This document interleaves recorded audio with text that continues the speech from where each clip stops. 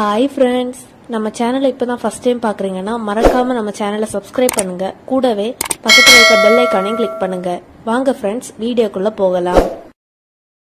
Hi friends, நாம இன்னைக்கு இந்த வீடியோல பார்க்க போறது அரைச்சி விட்ட கொண்டக்கடலை குழம்பு.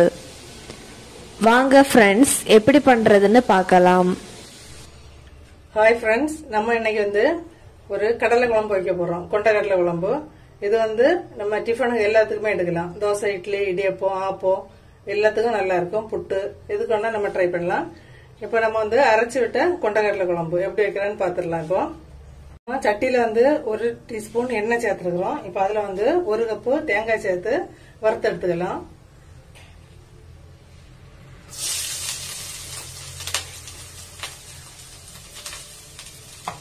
தேங்காயை பொறுத்தவரையில உங்களுக்கு கிரேவி எவ்வளவு தேவையோ அதுக்கு தகுந்தாப்புல சேர்த்துக்கோங்க.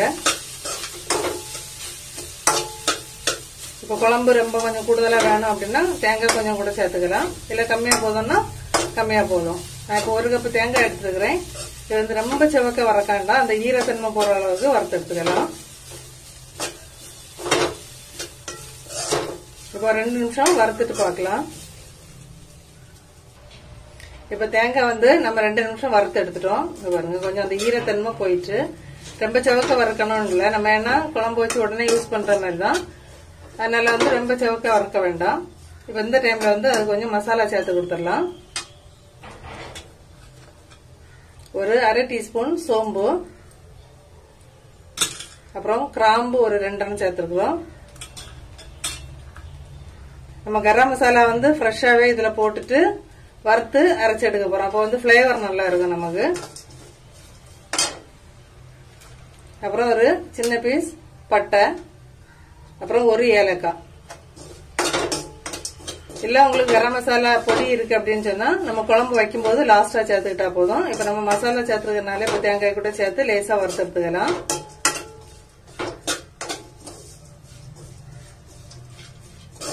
இப்போ இந்த டைம்ல வத்தல் பொடியும் இதுல சேர்த்து நம்ம வறுத்துட்டு அடுப்பு ஆஃப் பண்ணிடலாம். இப்ப காரத்துக்கு ஏற்ப மிளகாய் பொடி சேர்க்கிறோம். ஒரு 1/2 டீஸ்பூன் சேர்த்துருக்கிறேன். அவங்கவுங்க தேவைக்கு ஏற்ப நீங்க காரத்துக்கு சேர்த்துக்கலாம். இப்போ ஸ்லோ ஃபிளேம்ல சிம்ல தான் இருக்குது அடுப்பு.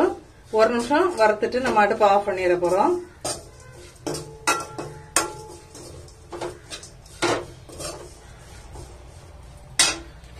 இப்ப அடுப்பு ஆஃப் பண்ணிட்டு தேங்காய் கொஞ்சம் ஆறுன பிறகு நம்ம அரைச்சு எடுத்துட்டு வந்துடலாம். நம்ம இப்போ தேங்காய் அரைக்கி ஆறிட்டுலாம். இந்த டைம்ல ஒரு 3 பல் சின்ன உள்ளியும் ஒரு 2 சின்ன பூடும் எடுத்துக்கிறேன் அரைக்கிறதுக்கு. ஒரு 1/2 டீஸ்பூன் மஞ்சள் பொடி சேர்த்துக்கலாம். ஒரு 1 டீஸ்பூன் மல்லிப்பொடி,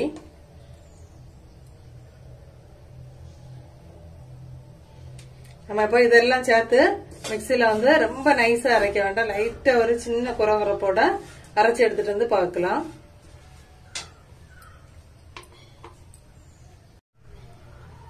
நம்ம இப்போ மசாலா அரைச்சு எடுத்துட்டு வந்தாச்சு. குழம்பு வச்சிடலாம். இப்போ நான் குக்கர்ல தான் பண்ண போறேன். இனி மசாலா நம்ம அரைக்கிற மட்டும் தான் டைம் எடுக்கும். இப்போ குழம்பு குக்கர்ல டக்குன்னு வச்சிடலாம். ஜஸ்ட் ஒரு 3 விசில் அடிக்கிற வரைக்கும் வெயிட் பண்ணோம். இப்போ நம்ம எப்படி வைக்கிறேன்னு பாத்துடலாம். இப்போ ஒரு 2 அல்லது 3 டீஸ்பூன் எண்ணெய் சேர்த்துக்கோங்க.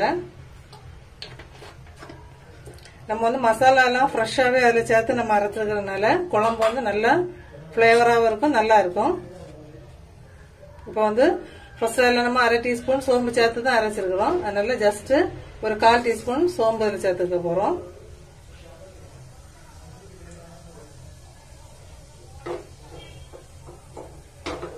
வேற இனி நம்ம மசாலா எதுவுமே சேர்க்கல. அப்புறம் ஒரு சின்ன பீஸ் பிரிஞ்சி இலை 2 பிச்சு போட்டிருக்கிறேன். இதுல நம்ம தாளிக்கிறதுக்கு ஒரு பெரிய பல்லாரி எடுத்து வெட்டி வச்சுக்கிறேன். எந்த சைஸ்ல வேணா வெட்டிக்கலாம். நான் கொஞ்சம் மீடியமா வெட்டிக்கிறேன். சின்ன சைஸும் இல்லாம மீடியம் பெருசும் இல்லாம மீடியமா வெட்டிருக்கிறேன். இப்ப நீங்க கொண்டக்கடலை குழம்புக்கு பிள்ளைங்க எல்லாம் சாப்பிடுவாங்க அப்படின்னா ஒரு பொட்டேட்டோ கூட சேர்த்துக்கலாம். இப்போ பல்லாரி அதில் சேர்த்துக்க போறோம்.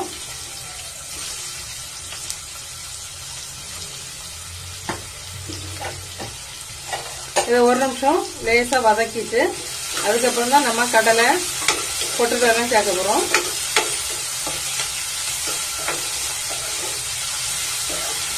இப்ப ஆனியன் வதங்குறதுக்காக வேண்டி ஒரு பிஞ்சு நம்ம உப்பு சேர்த்து கொடுக்கலாம். இப்போ ஜஸ்ட் ஒரு பிஞ்சு தான் நம்ம சேர்க்கலாம். இப்போ உப்பு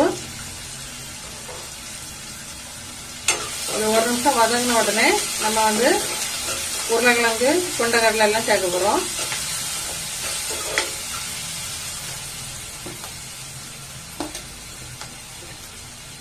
இப்போ ஒரு கொத்து கருவேப்பிலை,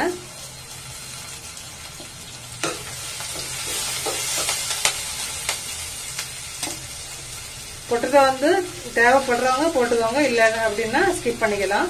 நான் வந்து ஒரு மீடியம் சைஸ் பொட்டேட்டோவை அப்படி சின்ன பீசஸ்ல கட் பண்ணி வச்சிருக்கிறேன்.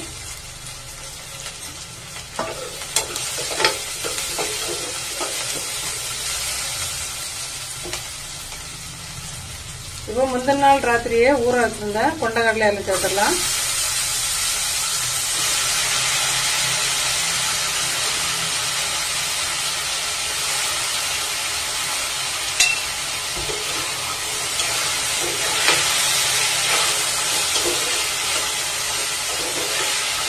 இப்போ இது நம்ம வந்து கடலை பொட்டேட்டோ எல்லாம் வந்து தனியா வேக வச்சு குழம்பு வைக்கிறதால வைக்கலாம். ஆனா அது வந்து கொஞ்சம் டைம் எடுக்கும். இது வந்து டக்குன்னு நம்ம ரெடி பண்ணிடலாம். இப்போ குழம்பு அடுப்புல வச்சுட்டு மீதி உள்ள வேலையெல்லாம் முடியும் போது குழம்பு ரெடி ஆயிடும்.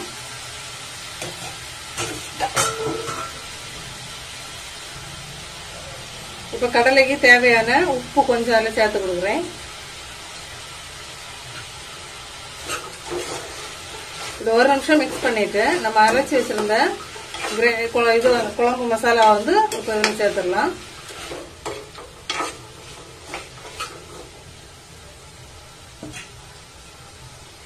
நீங்க வந்து உங்க திக்னஸுக்கு எவ்வளவு கொஞ்சம் குழம்பு நிறைய வேணும் அப்படின்னு சொன்னா தேங்காய் கொஞ்சம் கூடுதலா எடுத்துக்கலாம், இல்ல கம்மியா போதும்னா கம்மியா எடுத்துக்கலாம்.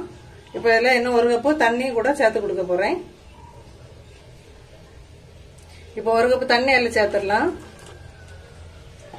இந்த டைம்ல குழம்பு திக்னஸ் வந்து நீங்க பாத்துக்கோங்க, கொஞ்சம் கூடுதலா வேணும் அப்படின்னு சொன்னா தண்ணி சேர்த்துக்கலாம், இல்ல இந்த அளவுக்கு போதும் அப்படின்னா விட்டுடலாம். இப்ப குழம்புக்கு தேவையான கொஞ்சமா உப்பும் சேர்த்து கொடுத்துட்டு நம்ம குக்கரை மூடி வச்சிடலாம். இப்போ குழம்புக்கு தேவையான உப்பு அதை சேர்த்துடுறேன். சேர்த்துட்டு குக்கரை மூடி மீடியம் ஃபிளேம்ல வச்சுக்கோங்க, ஹை ஃபிளேம்ல வைக்க வேண்டாம். மீடியம் ஃபிளேம்ல வச்சுட்டு ஒரு 3 விசில் விட்டுட்டு நம்ம அடுப்பு ஆஃப் பண்ணிடலாம்.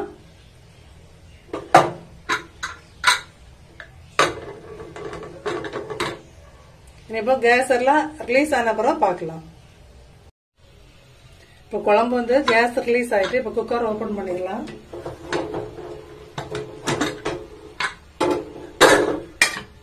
குழம்பு வந்து சூப்பரா எண்ணெய் எல்லாம் பிரிஞ்சு சூப்பரா ரெடி ஆயிட்டு பாருங்க. இப்ப நம்ம சர்வ் பண்ணிடலாம்.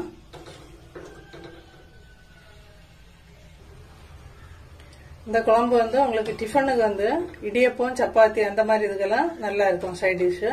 ஏன் அப்படின்னா இது கொஞ்சம் குழம்பா விட்டு சாப்பிட பிடிக்கிறவங்களுக்கு இது சூப்பரா இருக்கும். இப்ப அரைச்சி விட்ட கொண்டக்கடலை குழம்பும் சாஃப்டான இடியப்பமும் சூப்பரா ரெடி ஆயிட்டு, நான் வந்து இடியப்பம் வீடியோ வந்து தனியா கொடுக்குறேன் உங்களுக்கு. இதே மாதிரி குழம்பு ட்ரை பண்ணி பார்த்துட்டு கண்டிப்பா கமெண்ட் பண்ணுங்க ஃப்ரெண்ட்ஸ்.